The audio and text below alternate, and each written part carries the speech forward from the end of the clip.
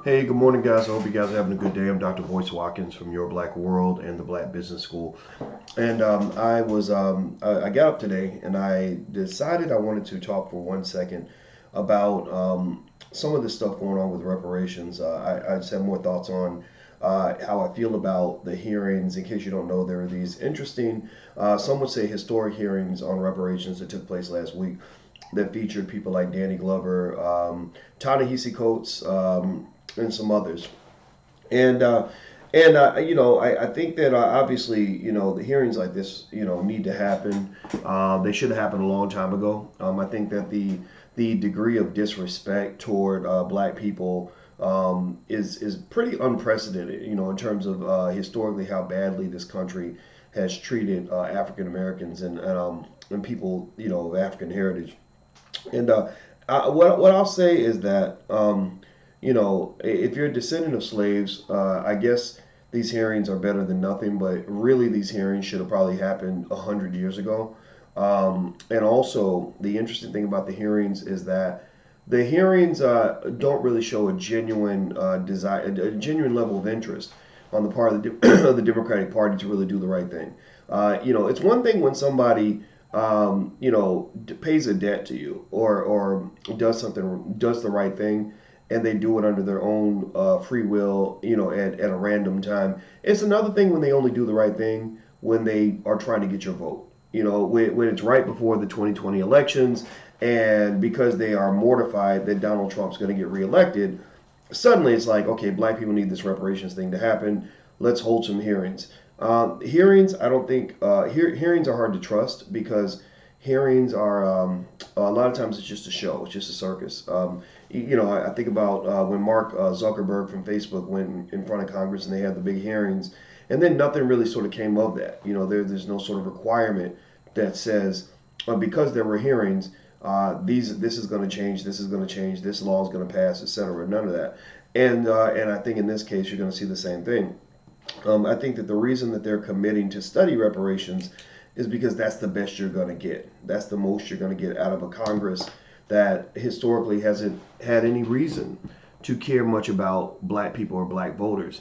Because in this particular case, in terms of the hearts of those who are in Congress, I think even the people who agree with reparations have an issue, a racism issue, where they only feel that black people deserve so much, or their only interest in doing something for black people really comes down to whether or not they can do something for black people while they're also doing something for white people.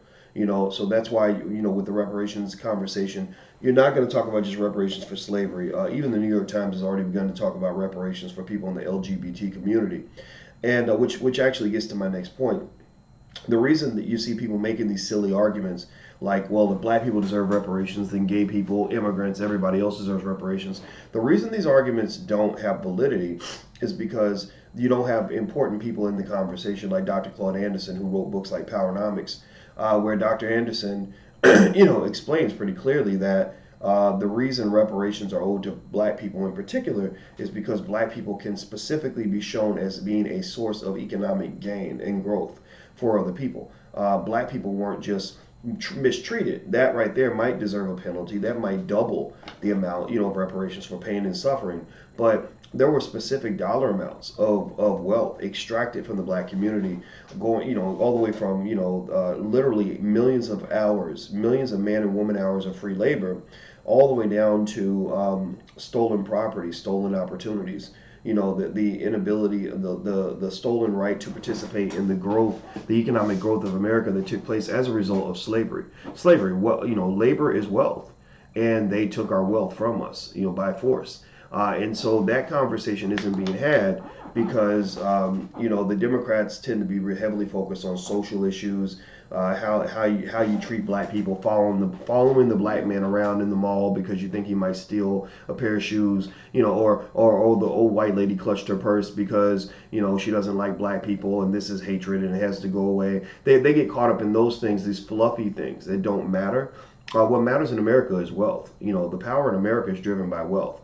And until black people understand that, until we get that through our thick heads, we're going to always find ourselves looking really ridiculous in these conversations, because what you're doing is you're trying to get people to feel sorry for you.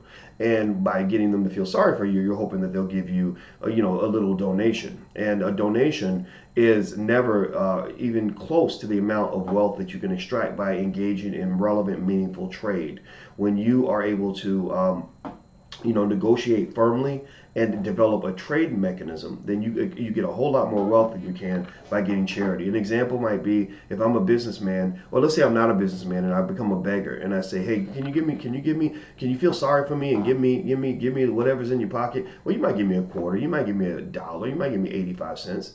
But if I reposition myself as a businessman and I negotiate firmly, and you come in my store and you say, I want, you guys make the best ice cream. I want some ice cream for my kids. I'm gonna say, okay, that'll be $8.45 for the three of you, right? And if you say, well, no, I think that's too much, I don't think that's right, then I can say, okay, well, thank you, but kindly get the hell up out of my store and we can go. So the point is that if I'm doing business with you and I'm positioning myself in a way where I can say no to you, where I am firmly dealing with you, where I'm truly a player in the game, then I can get more wealth for myself than I can if I'm just sitting there as a beggar, where I can only get something if you approve of it. You see, the thing about these hearings in Congress is that all those experts, that so-called experts that were up there, who really weren't experts, none of those people were experts in terms of people that have really studied reparations over, say, a 30, 40-year period. You got people like Dr. Claude Anderson, Ron Daniels,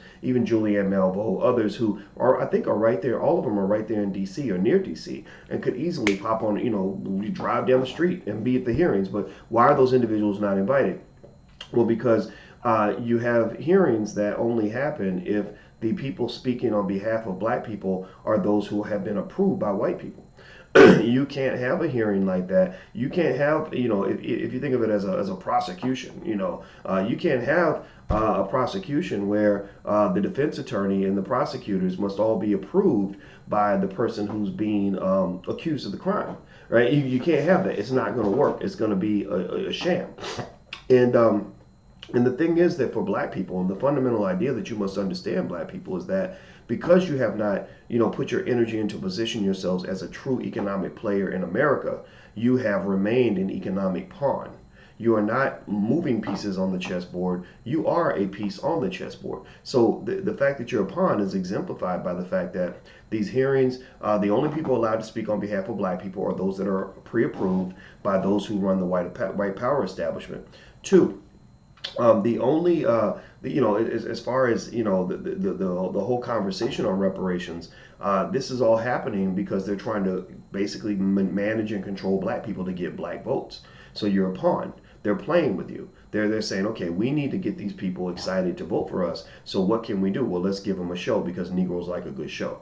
Right? So ultimately, I'm going to say, I like Ta-Nehisi Coates. I think he's fine. I like Danny Glover. I think he's fine. Danny Glover should be, acting. He should be acting and being an activist, which is what he's been doing. I think he's great.